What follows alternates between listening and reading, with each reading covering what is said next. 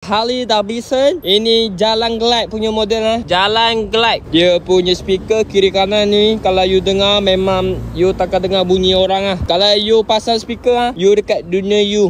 Dia macam abah rasa ini dunia abah. You bawa, you dengar speaker memang solid. Ini dapat punya, ini storage kiri kanan lah. Ini boleh buka ni, ini ada storage. Kenapa orang suka rock glide? Okay, cuba you tahu, cuba you teka punya kenapa orang suka rock glide. Sebab apa? Ini adalah model Harley kategori touring. Kalau you translate bahasa English, touring tu is touring. Didatangkan dengan enjin 114 Milwaukee 8. Ni 114 Milwaukee 8. Kalau you nak tahu ini enjin Harley Milwaukee 8. Ini dia datangkan dengan dia punya engine guard ini tepi.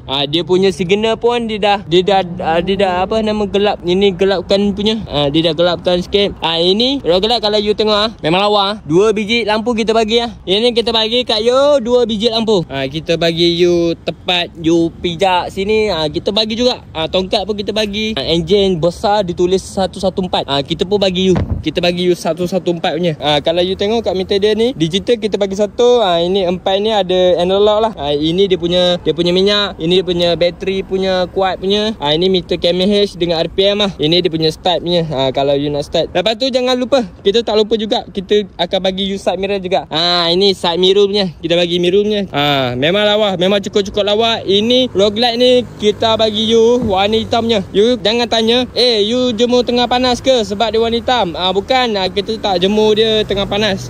Kita memang bagi you warna hitam punya. Bukan sebab kita jemur tengah panas dia hitam. So ini memang paling hitam itu premium. Kalau translate bahasa Thailand, black is premium. So kalau you tengok sini kita bagi you 2 exhaust dari belakang. Kalau you mau 6 exhaust, kalau you mau 6 exhaust nanti dia jadi tingkat punya 2, 4, 6. Kalau you mau 6 exhaust. So mana nak dapatkan rock glide ini ataupun jalan glide ini, korang boleh dapatkan di Motorcycle Sales Center di Petaling Jaya ataupun MHCPJ. Okay, alright, see you, bye.